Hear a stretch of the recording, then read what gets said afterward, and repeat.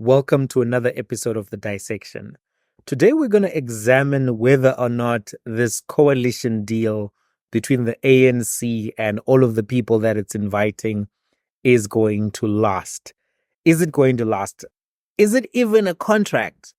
Is it binding or is it a political contract? So the ANC signed what was known or called a statement of intent, right? It's an agreement to make an agreement.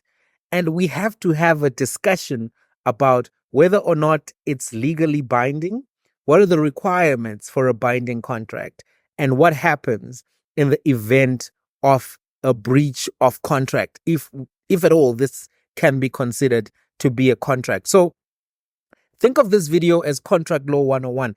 If you've never done contract law, you're welcome. You're welcome. I'm going to take you through some of the basics so you can think through this particular deal, because we've seen a lot of drama and we'll look at some of the drama just after this to try to unpack everything. But let's go through Law of Contract 101.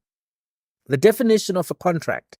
Contracts are agreements between parties who have the intention to create legal rights and duties between them, and which are legally binding upon the parties. That's a general definition of a contract. Not all agreements are contracts. A contract is legally binding because the parties intended for the contract to create legal rights and duties between them. This intention is known as animus contrahendi. Well, some Latin for you. Not only are you learning some law, you're learning some Latin. Law students, this may be a revision for you in case you're lazy to read the textbook. Right. Contracts create legal obligations between persons and or legal subjects. A legal obligation is a legal tie or relationship between two parties, which means that one party has a duty to give a certain performance while the other party has a corresponding right to receive the performance. Every obligation therefore includes one right and one duty for a particular performance. And a performance requires a party to conduct itself in a specific way. The performance can be either to do something, to give something, or to refrain from doing something, right? So are you following right now? There are 6 requirements that we learn in law around the requirements for a valid contract. In order for a contract to be valid, the following requirements must be met. Number 1, there must be an agreement or consensus. Number 2, there must be contractual capacity. I'm going to explain this. I'm going to come back. Number 3, there must be certainty. Number 4, there must be possibility. Number 5, there must be formalities if they are required. Number 6, legality. Let me go through those in order. Agreement. The parties must have reached an agreement on the terms of the contract, the parties to the contract, and finally, both must intend to create a legally binding contract, animus contrahendi. This is going to be critical in thinking about the ANC and the DA-IFP deal. What was the intention of the parties? And then we'll consider what they've said, right, in the interviews that they've done to actually evaluate whether or not there is intent, right? So that's agreement. Number 2, contractual capacity. The parties must have the necessary legal capacity to enter into a contract. They must have the ability to understand the nature and effect of the contract and to act in accordance with that understanding. There's something here which can be referenced to Fikile Mbalula, because there were allegations that he understands or he doesn't understand by Helen Ziller. We'll come back. Certainty. The terms of the contract must be sufficiently certain. Possibility. At the time of the conclusion of the contract, it must be objectively possible to perform in terms of the contract. Formalities. As a general rule, a contract can take any form. It can be oral, in writing, or even tacit. However, some formalities may be prescribed by statute or the parties themselves. Legality. An agreement cannot be contrary to common law, rule, or public policy. If an agreement is contrary to a law, it will be invalid if that is the intention of the legislation, right? All of the requirements must be met for a contract to be valid. Even if only one requirement has not been met, the contract will not be valid. It's very important to remember that. Now, rules for the formation of a contract, right? So those are just the requirements, but there's still, you need to form the contract. There must be an offer and there must be acceptance, and the offer must be valid. The offer must be expressed. It must be completely expressed, and its content must be certain or ascertainable. Hey, party X, let us form a coalition, right? The offer must be communicated to the offeree. An offer becomes a binding contract if accepted. Now, there's a difference between an offer and an invitation to negotiate, right? In the case of an invitation to negotiate, the person making the invitation can still refuse to contract. Do you see the difference? Offer, invitation to negotiate. The issue hinges on certainty and legal intention. If not sufficiently certain and complete, the proposal can never be an offer. If sufficiently certain, the question is whether the proposer was willing to be bound if the other party accepts, and or whether she wishes to retain the final say on whether to contract or not. If they still wish to retain the final say, right, that's an invitation to negotiate. It's not an offer. Acceptance. The acceptance of the offer must be made with animus contrahendi, which is the legal intention to contract. The acceptance must be made by the person to whom the offer was made, and it must correspond to the offer, to the terms of the offer. Here are some things that you need to also be aware of. A counter offer constitutes a rejection. Partial acceptance is generally not allowed. The acceptance must be expressed in the prescribed manner, which is in the manner which it is required to. And the acceptance must be communicated to the offerer unless communication has been dispensed with. The acceptance must take place before the offer terminates. Now you are a legal expert. You can go out there and practice law. I'm kidding.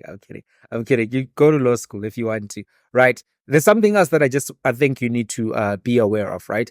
This principle, which is known as Pacta Deontra Hando, right? It's another principle in law which relates to contracts, which relate to offers, right? So a Pacta Deontra Hando is an agreement to make a contract in the future. It is a preliminary agreement that envisages the conclusion of a main contract in the future. In other words, there are two contracts, right? First, there is the envisaged main contract, which could be a contract of sale, a lease, a donation, and or contract to form a coalition, right? Second, there is the preliminary contract, which is the Pacta Deontra Hando, the preliminary contract, which facilitates the formation of the main contract. Now, here's the catch. In South Africa, Pacta Deontra Hando are generally not enforceable. There are only two exceptions for that, and that is an option contract and a contract of preference. I don't think that these two deals, the deal that we're talking about, the coalition deal, falls into an option contract or a contract of preference, right? There's something else that you need to be aware of just around general contract law, and that's the principle of pacta sunt servanda. I don't even know if I'm saying these Latin words right, because nobody's around who used to speak Latin when Latin was being spoken. This could be the most broken Zulu of Latin I could be speaking right now, but I have no idea. But let me tell you, pacta sunt servanda, the cornerstone values of contract law are freedom of contract and good faith. Freedom of contract is the freedom that contracting parties have to decide whether to contract, with whom to contract, and on what terms to contract. Importantly, the law of contract presumes that parties who are entering into a contract are on equal footing and are able to negotiate with each other at arm's length.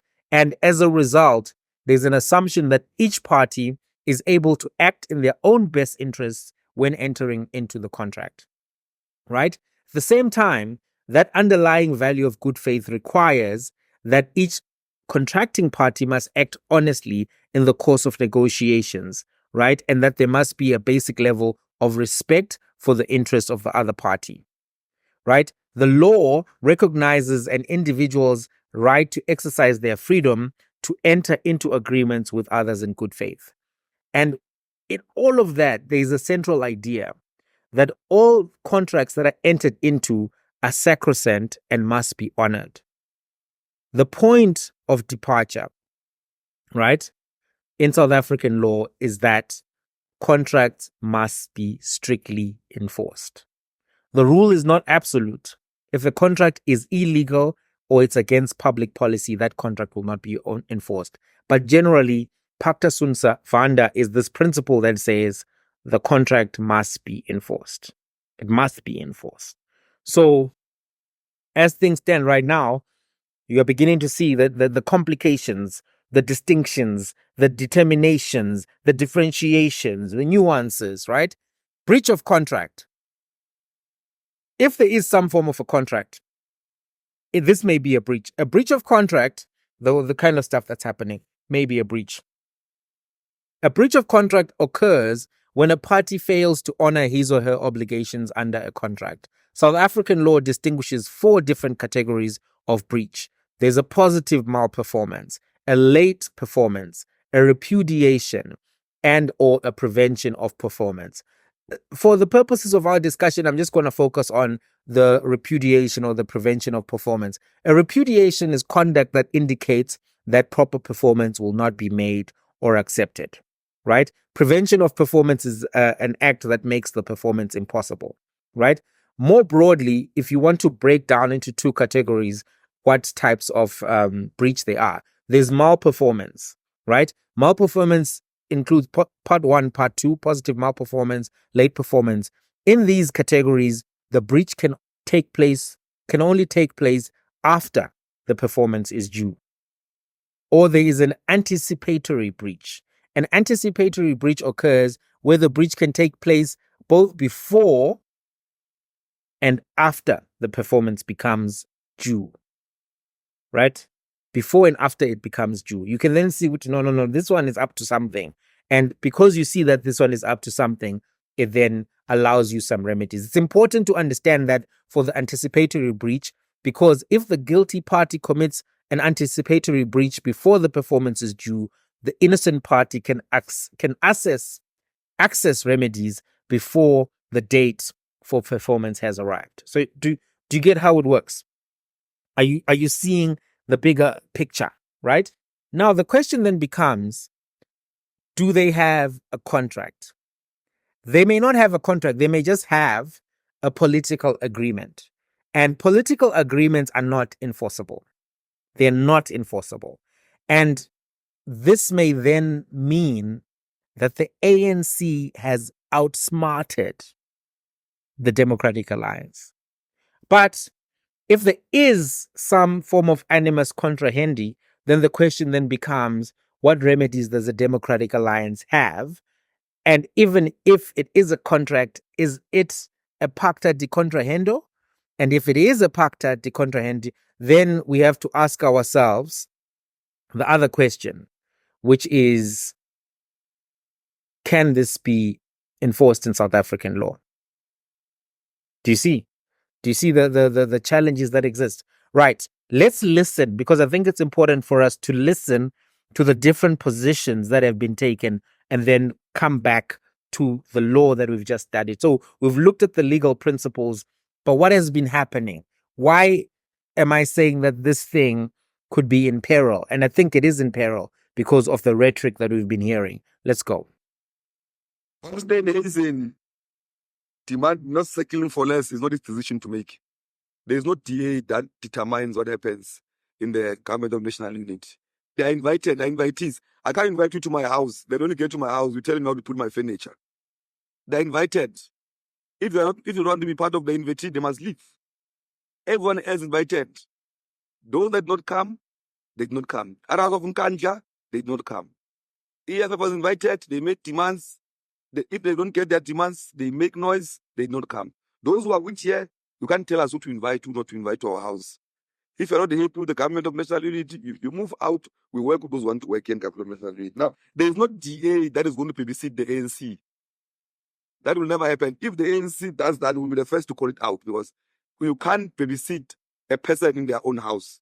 It's us who have been voted by the majority in South Africa, where you don't have, well, vote for the largest party, but you don't have the majority to come in alone. We've invited everyone to come. So can you see from the remarks of the ANC Youth League president, they're saying, we're in charge. We're not going to be told by you guys. This is our thing. You guys are not going to come here and tell us what to do.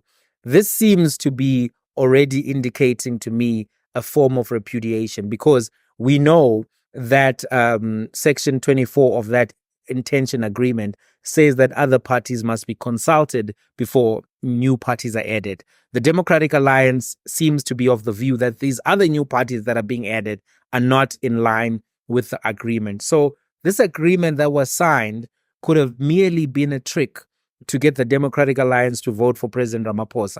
But then at the end of the day, they may not get much. Let's see what else is being said. So when the president say anyone who's misbehaving, who's acting in a manner that is inconsistent with the adopted principles of the GNU, will have to be ready to go out. Is the It's not DA correct. misbehaving? Well, in this case, I think what we can say about the DA is that they are attempting to, to take control of the direction.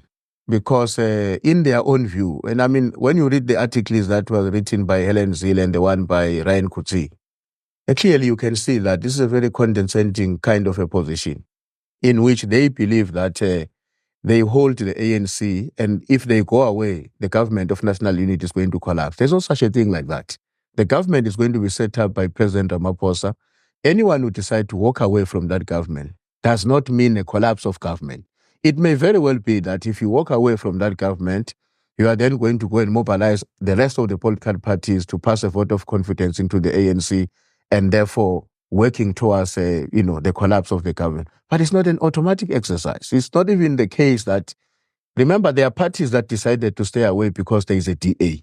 The MK and the EFF, the reason why they stayed away is because in their own view, they would never be party to a process that involved the DA.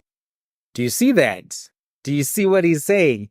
He's actually saying that, listen, we don't need the DA anymore. They voted. The president is in. He can appoint whatever cabinet he wants. If they want to go, they can go if they're misbehaving, because we've got other partners. And in fact, the first thing that he's doing is saying, we already got the presidency. We already have those powers. In order to remove the president, you have to go through the vote of no confidence. You may not be willing to do that, and people may not be willing to back you in terms of your donors. You may not have the votes to get that across. But secondly, he's also saying to them, listen, we know how desperate you are to avoid having the MK and the EFF coming into a coalition. So you're between a rock and a hard place. You take it or you leave it. This is what he's saying. So when we put aside this idea of whether it's a political agreement or it's a contract to make a second contract, first contract for the main contract, preliminary contract, however you want to think about it, this shows that the ANC is getting hostile to the rhetoric of the DA, the antics of the DA, and actually they're of the view that they've actually gotten a lot out of this. The question then becomes, what about the markets, which we're told that are very important to this? Does this therefore mean that if the ANC just, let's say, screws over the DA, do they walk away? And also, if they do walk away, is that something that the ANC will be able to manage? Because we're told a lot about how the markets. Mr. Market, what are your thoughts? I speak about the markets because they do matter, not because I prioritize them over the people. When we are thinking about power, when we are thinking about the seats of power, one of the seats of power is finance. The other seat of power is within the global community, their perceptions. So in as much as the voters voted actually more for the left than any other side of the political spectrum, the realities of the market, the billionaires, the oligarchs, are all things that we have to consider. Let's listen, though, to what Helen Zille had to say about interpretations of various sections and also who gets to come in. No, let me say this, that the ANC can't bring people in that they feel like bringing in. This is another thing that Fikile doesn't seem to understand, because it says that in keeping with the spirit of an inclusive GNU, it is agreed that the composition shall be discussed and agreed amongst the existing parties whenever new parties desired to be part of the GNU. Now, agreed means by sufficient consensus. So it's not the ANC that gets to invite everybody, as Fikile seems to think. He keeps on actually making public statements about this one's joined and that one's joined, but he must read clause 24 of the document that he signed.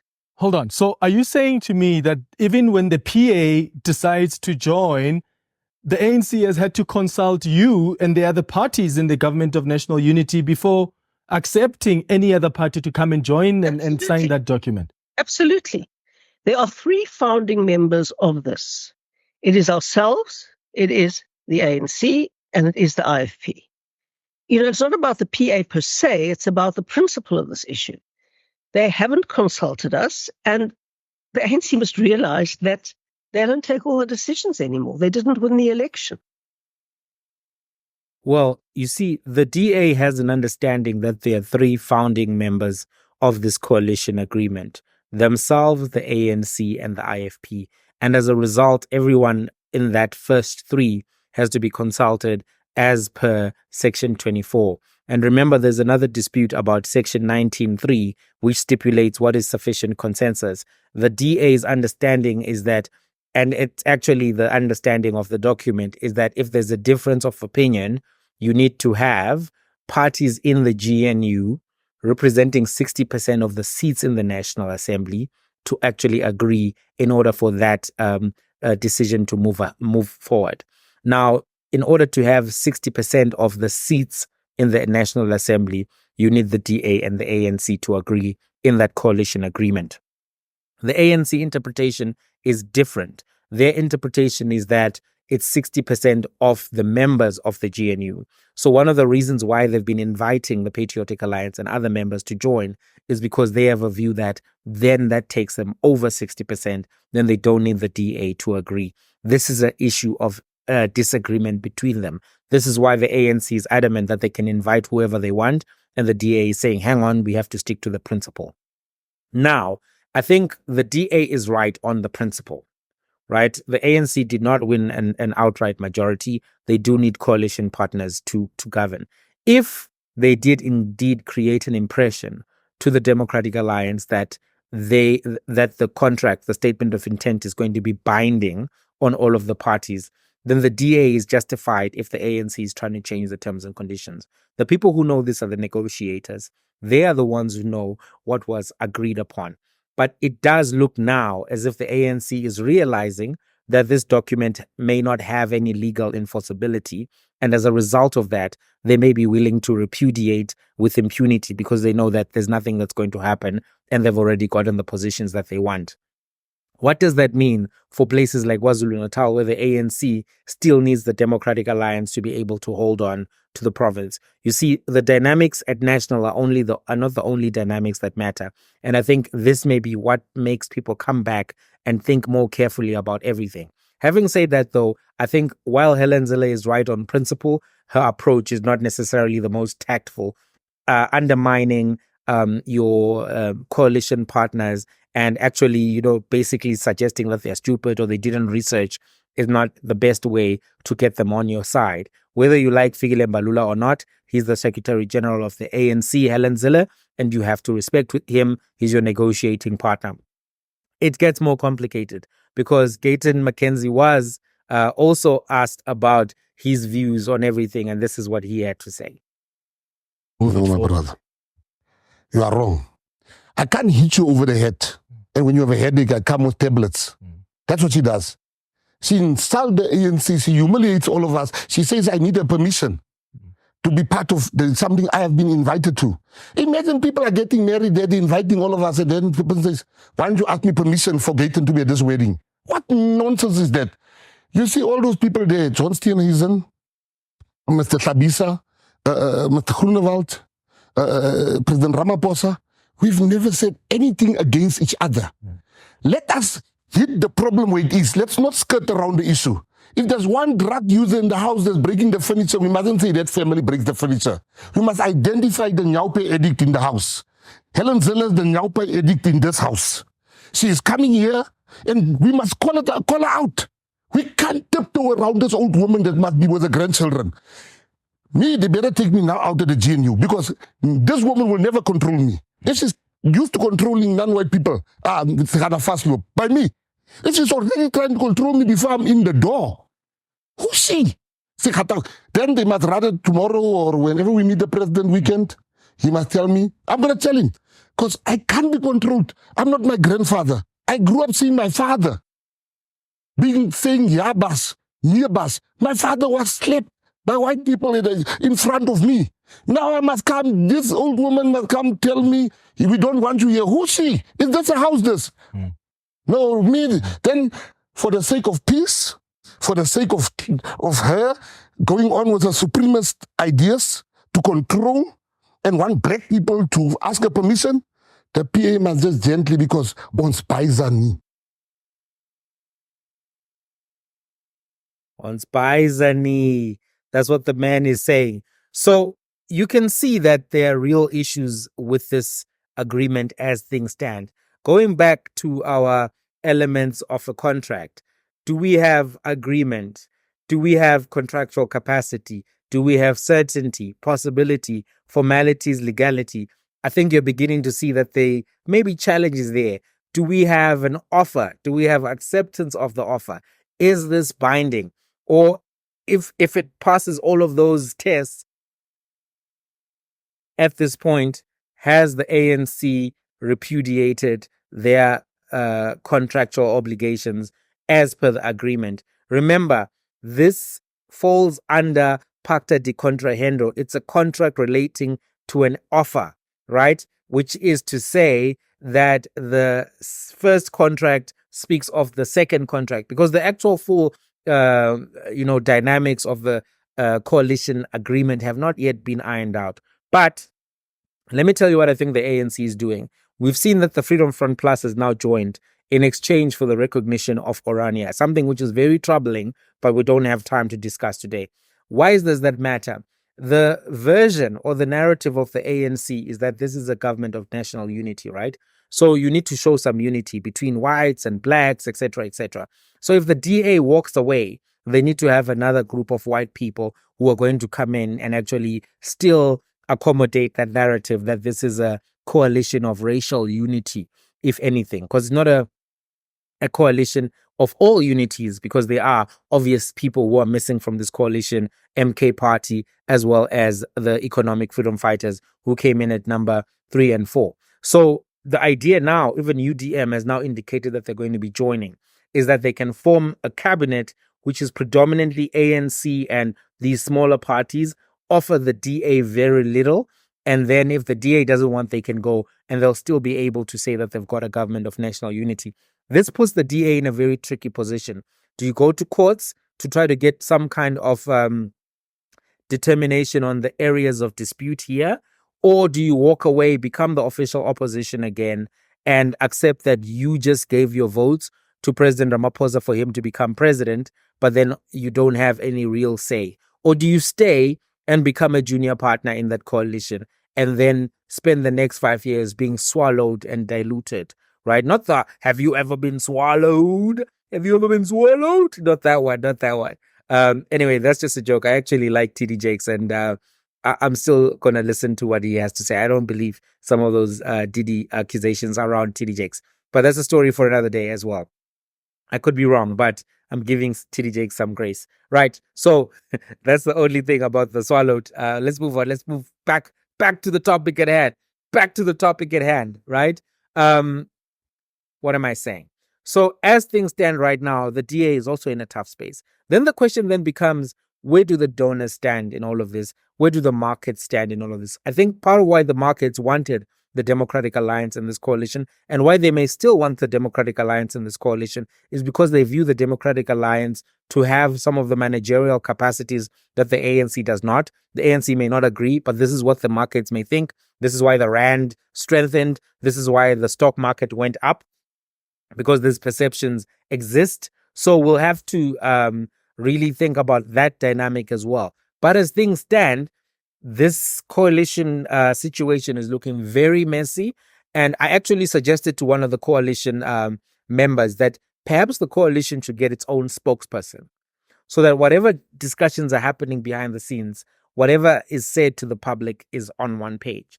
It doesn't help to have Freedom Front Plus, Patriotic Alliance, ANC, and DA all speaking different things, confrontational and adversarial things, right, in 1 week. That doesn't create policy certainty, that doesn't create an image of stability and cohesion this early in the process, right? And people are still waiting for the cabinet to be announced. So these things, I think, are things that they have to really think about. What do you guys think, though? Do you think that this coalition is in trouble, or do you think that it will still survive?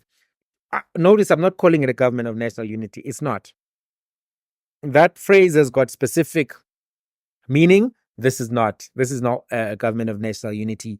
It only will become one if they include parties that they have real differences to, and parties that are more adversarial, like the MK and the EFF. But in any event, let's have a conversation about the coalition partners that currently exist and the prospects. If you haven't yet subscribed, please do. We were at 89 not subscribed. Now we're at 86 people who are watching the videos, 86% not subscribed. If you enjoy this content, subscribe so that it shows up on your timeline, so that also YouTube knows that you appreciate the effort that we're putting in over here. And we obviously want to grow the channel. We obviously want to go against mainstream media. We want to go against ENCA, News 24, Daily Maverick. We want to make sure that you have sources of information that are not as factional as those. So if you enjoy the content, please press like, comment, subscribe. Let's have a conversation. Let's let the algorithm know that you're for this content, you're for the dissection. Otherwise, I'm going to catch you guys in the next one.